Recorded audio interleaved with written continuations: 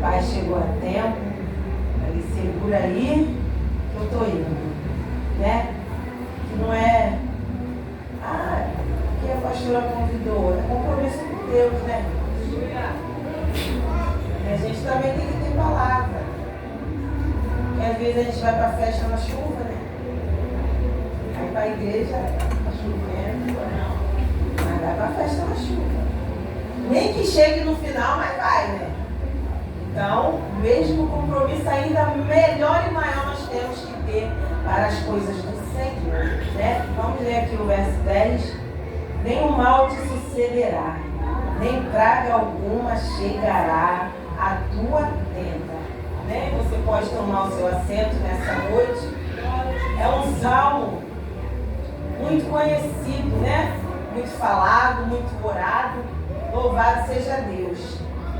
Mas se nós formos prestar atenção, né, na fala desse salmo, ele é um salmo bem tremendo. Segundo os estudiosos, foi cantado por Moisés, né, esse salmo no deserto. Louvado seja Deus. Se a gente cantar ele, a gente recebe paz quando estivermos atribulados, quando estivermos com muitos problemas, quando estivermos numa situação que nós não vemos saída. E aí a gente olha para o Salmo 91. Né? E ele começa dizendo: aquele, né, que habita nos esconderijos do Altíssimo, à sombra do Onipotente descansará. E eu na minha casa, meditando, o Senhor falou comigo sobre esse primeiro verso, né? Que nós temos a responsabilidade de habitarmos na casa do Senhor. Não está escrito aquele que Deus quer que habite. Está escrito que é aquele que habita. Então você não pode esperar Deus falar para você que você tem que habitar. Somos nós que temos que querer habitar debaixo da mão do Senhor. E Deus falou outra coisa comigo. Os nossos filhos, a nossa família pode estar tudo perdido, irmãos. Mas nós podemos trazer eles para o esconderijo do Altíssimo debaixo de oração, através das nossas orações. Traga teus filhos, tua família para o esconderijo do Altíssimo na oração. Porque por enquanto eles não sabem o caminho de chegar debaixo da potente mão do Senhor. Eles até ganham escape, ganham livramento, chegam em casa, contam, mas só nós que estamos caminhando com Cristo e entendemos a dimensão de cada trabalhar do Senhor. O verso 10 fala: nenhum mal te sucederá. Como é que nós estamos vivendo para que o mal não nos suceda? Moisés não estava dizendo que nada ia acontecer, né? Porque sempre vai acontecer algumas coisinhas. Mas aquilo que o mal planeja de verdade, Deus não deixa acontecer. Né? A Bíblia diz que Satanás se apresentou para o Senhor e disse que estava passeando e rodeando pela terra, que viu Jó e pediu para tocar em Jó. E o Senhor falou: você pode tocar em tudo que ele tem, mas não toca na alma dele. Então o mal queria matar Jó. O mal não queria que Jó sobrevivesse. Mas o nosso Deus não deixou que ele tocasse em Jó. Ou seja, o Senhor não deixou que aquele desejo do inimigo se concretizasse sobre a vida de Jó. Se você for perceber, Deus até permitiu ele tocar. Mas, garoa, tudo aquilo que Deus deixou Satanás tocar era aquilo que Deus podia dar de volta para Jó. Então Deus estava dizendo: você pode tocar, porque eu sou Deus e posso dar de novo. Mas se Jó morresse, até a vida Deus podia trazer Jó, né? A não ser que ele não quisesse. Então tudo aquilo que o diabo afligiu sobre a vida de Jó, Deus teve poder para dar de novo. Então o mal não teve êxito sobre a casa de Jó, sobre a vida de Jó, porque ele tocou, achou que tinha vencido, mas Deus mostrou para ele que que ele não vence nunca, que ele é um perdedor e derrotado. Então guerreia pela tua casa nessa noite. Desça na oração pela sua família nessa noite. Cuida da tua família na oração, irmão. Porque o mal está aí para fingir mesmo. O mal está aí para destruir mesmo. O mal, quando ele toca só na gente, pastor, ele não se preocupa muito. Por quê? Porque às vezes ele toca só na gente e ele vai ver que a gente vai resistir. Que com a ajuda do Senhor, nós vamos sobreviver às provações e às lutas. Porque se você puxar na tua memória quantas coisas tu passou e hoje você está aqui. Você até pensou que ia morrer, que não ia aguentar, que não ia sobreviver. Mas hoje você olha para aquela situação lá atrás e diz: Deus foi comigo e eu sobrevivi. Aleluia. Mas às vezes ele toca em alguém que mexe, que balança e que sacode com a nossa estrutura. Quando é com a gente suporta mais. Mas quando toca no filho, é mais difícil. Mas isso não quer dizer que não dá para suportar. A Bíblia diz que Joabe tinha sangue nos olhos. E ele falou para o rei Davi: deixa que eu vou atrás de Absalão. Rei Davi olhou para ele e disse: Joabe, trate ele com delicadeza. Quem é que estava falando? Era o pai. Mas um pai que sabia que já havia uma sentença ainda que era para o seu filho. Porque se ele falasse, ninguém vai atrás dele. Ninguém ia ir. Mas ele, como servo do Senhor, entendeu que Deus já tinha determinado que o fim de Absalão ia chegar. Mas ele pediu: trata ele com delicadeza. Ele estava dizendo: não maltrata ele muito não. Faça o que tiver que fazer. Mas lembra que eu sou pai dele. Mas ainda assim o rei Davi não impediu que os seus súditos fossem atrás dele. Então nós temos que ter maturidade. Até quando nós estamos vendo alguma coisa acontecer com os nossos, né? Porque o pai e a mãe, ele quer super proteger. Mas se for Deus trabalhando, a gente não vai pedir. Se for Deus mexendo, a gente não vai impedir. Mas a gente vai cobrir de oração. Aleluia. Porque como mãe sábia, como pai sábio, nós vamos continuar cobrindo os nossos de oração. Que às vezes o nosso entendimento não faz a gente ter a percepção de que é Deus que está fazendo e permitindo. A gente sempre vai entender que é o mal. Então toda vez que sentir o cheiro de alguma coisa, desça para a oração, irmãos. Porque o Salmo 91 nos ensina, nos instrui e faz a gente entender que tem que ser pela oração. Ele fala da seta que assola ao meio-dia, irmãos. E às vezes a gente pensa que o mal só trabalha de noite.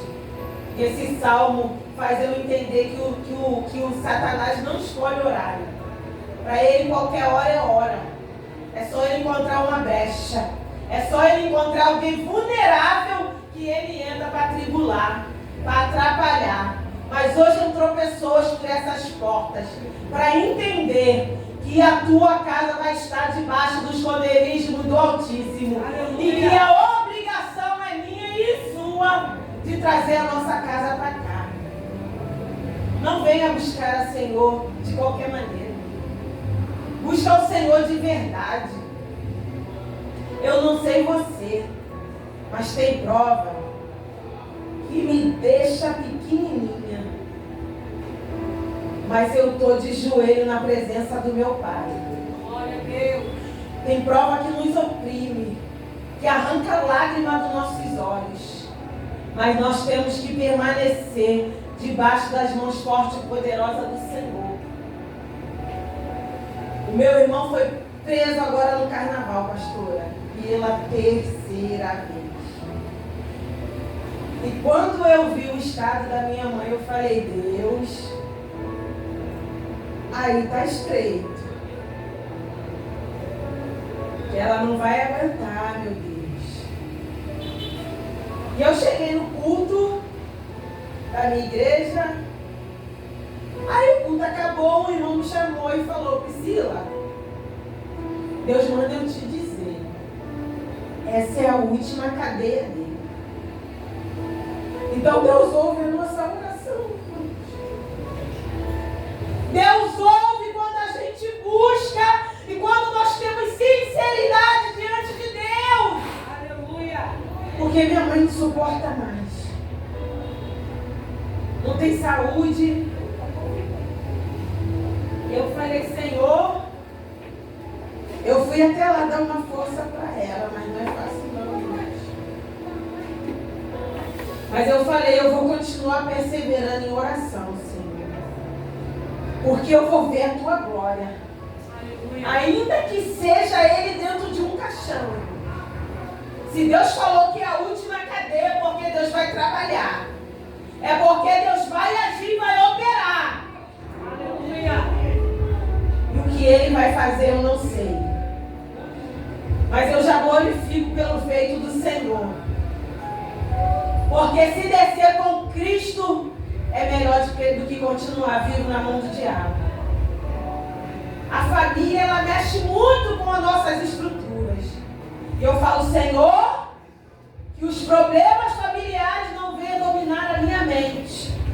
Senão você fica na cama, você não come, você não bebe, você não ora, você não busca. Subiu o monte, falei: Senhor, ele está na tua mão, meu Pai. Glória. E o Senhor me respondeu. E eu falei: então louvado seja o nome santo do Senhor. Traz paz ao coração da minha mãe, Jesus. Porque ela não suporta mais, o Senhor sabe. Então, irmãos, vamos viver esse salmo em oração. O verso 4 diz: Ele te cobrirá com as suas penas, e debaixo das suas asas estarás seguro. A sua verdade é escudo e broquel. A minha tradução é escudo e defesa. Então a nossa defesa é Cristo, irmãos. Não olhe até o advogado. Se Deus não entrar, não acontece nada. Então a nossa defesa é Cristo. A Bíblia está dizendo que a minha e a tua defesa é o Senhor. Então não vamos perder tempo tentando provar nada para ninguém, tentando se defender, tentando se justificar, porque a minha e a tua defesa é o Senhor. Às vezes tem pessoas que esquecem, né, que o Senhor vê todas as coisas. A Bíblia diz que 2 mulheres foram até Salomão, ele reinando, seu pai já tinha morrido. E uma dormiu em cima do filho e trocou o filho, né, com a outra mulher. Pegou o filho da outra e botou o filho dela morto no lugar. A outra estava dormindo, não viu o cenário, não viu acontecer, mas Deus viu, irmão. E foi diante do rei contando uma mentira, falando que o filho vivo era dela. E o rei, com sabedoria do Senhor, falou: tá bom. E uma dizia: é meu, é meu, é meu. Ele falou: eu vou resolver isso. O rei falou: traz uma espada. Eu vou partir o menino vivo no meio. E cada uma fica com um pedaço. E a mãe parou e falou assim: não mata não. Pode deixar ela criar. O rei falou: essa é a mãe. Porque a mãe reage ao ver alguma situação para com o seu filho. E ele falou: pode dar para ela, porque essa é a mãe. Aleluia. Só uma mãe que reage, a outra falou: tá bom. Não era dela. Então não sentiu nada. Então Deus sabe de todas as coisas. E aquela mulher foi embora com seus filhos e seu filho no braço. E a outra dormiu em cima do filho, né? Não cuidou daquilo que Deus deu para ela, né? Não teve zelo. Como você dorme em cima de uma criança? Como pode isso?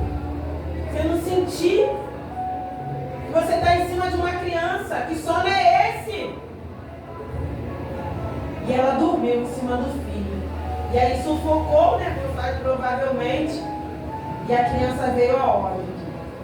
Então cuide daquilo que Deus colocou na sua mão. Cuida com carinho.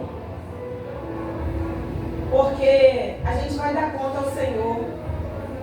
Às vezes a gente ora para ter, mas quando tem, não cuida, não zela. Aí Deus está olhando lá de cima, me pediu tanto. E agora está com esse comportamento. Mas nós temos responsabilidade. A própria lei brasileira ela fala sobre o abandono de incapaz. Até a lei inflige a gente se a gente deixar nossos filhos sofrer algo, né? Então cuida daquilo que Deus te deu, seja seu filho, seja alguém, seja qualquer coisa, irmãos. Tenha responsabilidade com aquilo que Deus colocou em tuas mãos. O verso 5 diz: não terás medo do terror da noite, nem da seta que voa de dia. Às vezes a gente sente medo, porque é algo natural. Mas nós que estamos em Cristo, não podemos deixar que o medo se torne pavor. Porque se ele se tornar pavor, a gente não controla mais nada. O medo vai vir, mas a gente vai chamar por ele. Aleluia. Chame por ele, já diz o louvor. Ele te ouve e te atende. Então, às vezes, vai vir a situação para a gente entender quem é que a gente tem que chamar. Já viu que tem algumas pessoas que ficam tempo sem aparecer na igreja? Irmã, o mês inteiro você não apareceu em nenhum culto. Ah, eu estava trabalhando, estava ocupada, estava isso, estava aquilo. Mas quando a situação vem, às vezes Deus coloca a situação para vir para perto e chamar por Ele. Porque às vezes estamos bem e não chamamos por Ele. Não clamamos a Ele. E nós temos que entender que a nossa dependência é nele. Então todos os dias temos que estar ali, ó, clamando pela sua misericórdia, pela sua bondade. O verso 6 diz: não tenhas medo, né? Nem da peste que anda na escuridão, nem da mortandade que assola o meio-dia. 1000 cairão ao teu lado, 10.000 à tua direita, mas tu não serás atingido. Você já viu?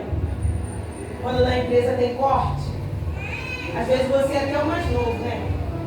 Mas todo mundo é mandado embora, mas tu não é.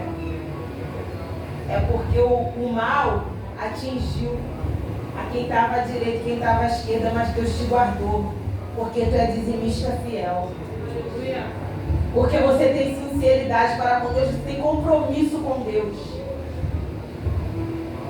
E aí um monte de gente foi mandada embora, todo mundo pensou que você ia ser o primeiro da lista. Mas Deus guarda aquele que é fiel. Deus cuida daquele que é justo.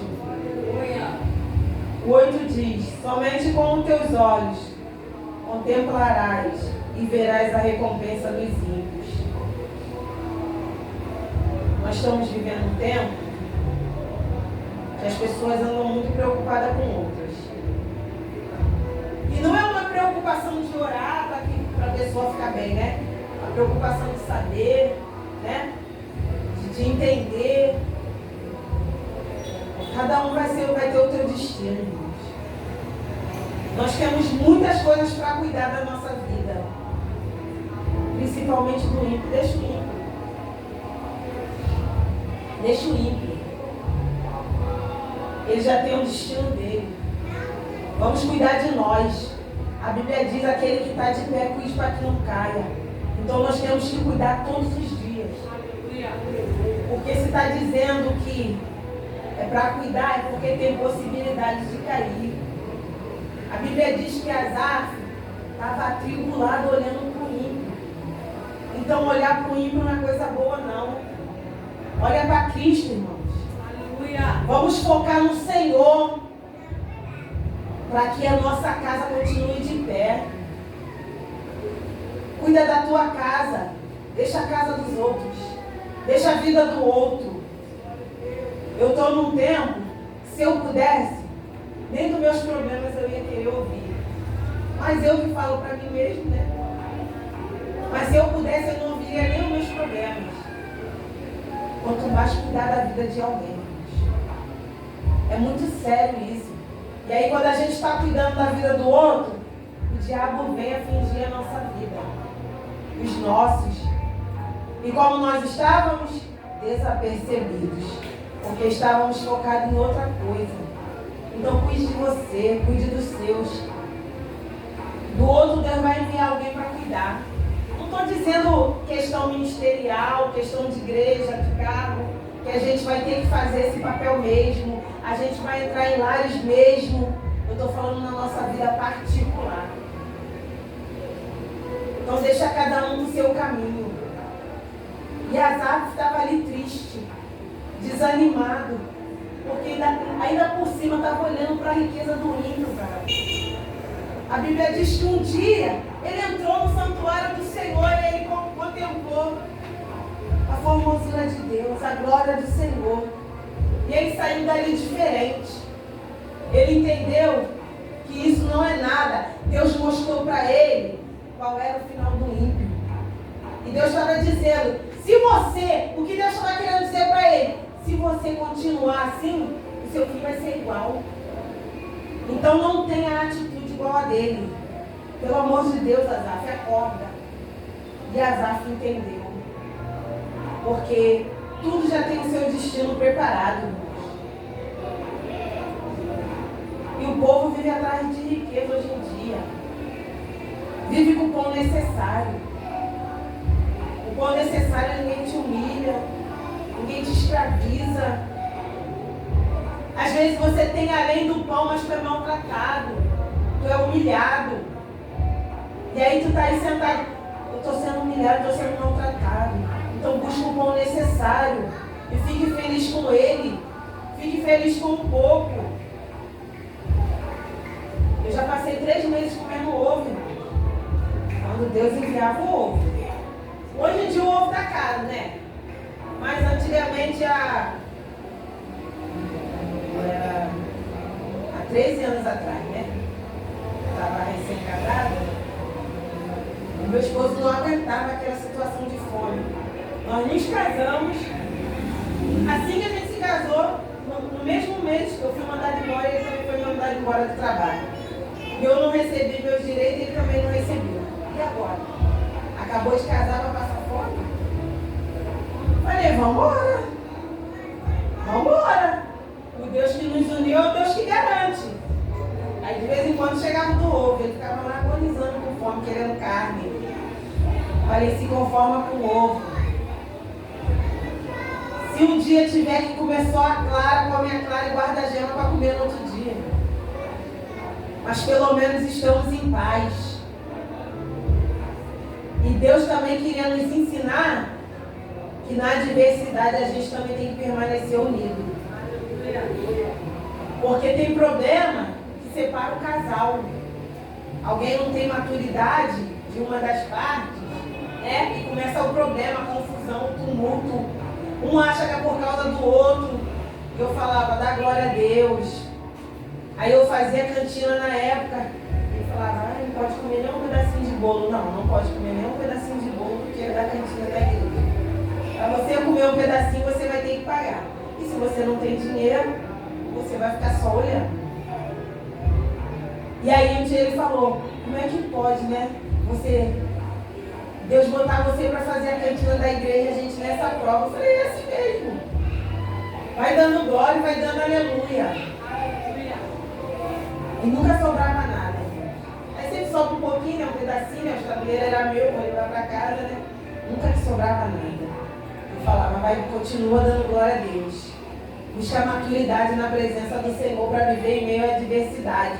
A adversidade não é abandono nem desamparo, irmão. Não é desamparo. Tenta tirar algum ensinamento dessa adversidade. Ele dizia, mas com a boca dele. Ah, não sou chegada a ovo, não. Pois Deus ensinou ele a comer o ovo. E hoje ele come o ovo por prazer. Porque na adversidade, e eles se sentiam nada, né? Acabei de casar e minha esposa tem que comer ovo. Falei, varão, não esquenta não, já estou acostumada. O que de prova que eu já passei, isso aí não é nada. Aí tinha dia que ele ia lá para a irmã dele, deitava no sofá, com cara de charme. Falava, varão, sustenta a tua prova. Se Deus está permitindo a prova, não vai para casa da tua irmã atrás de comida, não. E né, Priscila não estava aguentando hoje. Eu falei, dá glória a Deus. Dá glória a Deus. E hoje, se eu mandar mensagem, ele estiver no trabalho, eu quero comer um contrafilé. Ele chega com contrafilé. E a gente não sabe o que Deus vai fazer lá na frente, não, irmãos. Então, não murmurar é benefício para nós. No meio da prova, tem uma amiga minha que ela fala, Priscila, como é que você passa tanta coisa e não murmura? Eu falei, nem eu sei. Não sei, de repente, não é acostumar não, irmão, porque eu não acostumo com coisa ruim, não. Mas eu sei em quem eu tenho crido. Às vezes bate aquela tristeza, nézinha, a gente sacode a poeira, lê uma passagem bíblica, aí nos fortalecemos na palavra do Senhor, e aí se arruma, vai para a casa do Senhor, oramos 3 horas da manhã, oramos meia-noite, e nos fortalecemos em Deus. Eu ia muito para o monte a pé, sem ter nenhum centavo. E hoje eu vou para o monte de Uber. Então é só Deus que faz isso. Seja fiel na adversidade. Porque lá na frente tu vai ver o que Deus vai operar. E não é para ter soberba não, é para ter humildade mesmo. Continuar humilde, mesmo depois que Deus operar. Tem gente que quando se forma, acha que é o rei. Eu preguei ontem e a irmã estava reclamando. Ai, me formei num trabalho. Falei, varoa, tem humildade. Diploma sem Cristo não é nada.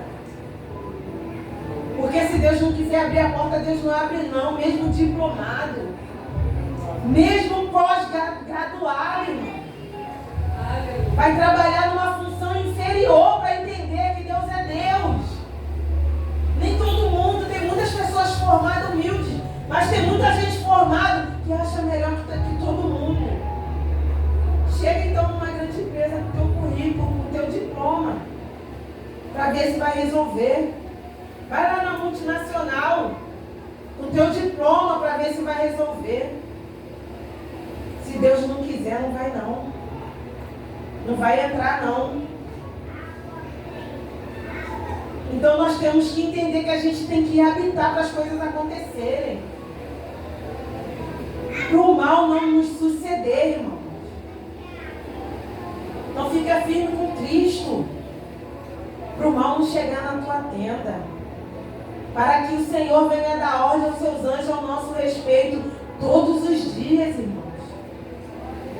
Como é que a gente consegue isso? No caminho do Senhor, nos pés do Senhor, buscando ao Senhor.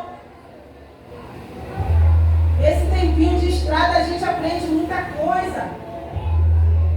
E uma das coisas que eu aprendi é que eu tenho que estar debaixo do meu Senhor, debaixo das mãos do meu Senhor, a todo tempo. Não deixa a adversidade te separar. Romano diz, nada pode nos separar do amor de Cristo. Aleluia. Domingo nós fomos em 2 sepultamentos. Um diácono desviado ficou doente, morreu. E ele, no período que estava internado, ele disse que não queria que botasse o nome dele na oração da igreja. Que isso, irmãos? Que escolha foi essa? Às vezes já tem a sentença, mas se a gente orar, a gente move a mão de Deus com a nossa oração. Aleluia. A Bíblia diz que a oração de um justo pode muito em seus efeitos. Eu acho que a pastora até falou isso aqui. Como alguém vai recusar a oração, irmãos? Se a oração é a chave da vitória. Antes de eu passar no processo hospital com a minha filha, que eu já contei aqui. A minha tia me ligou e falou: Priscila, eu vejo a tua igreja orando por você e outras igrejas também.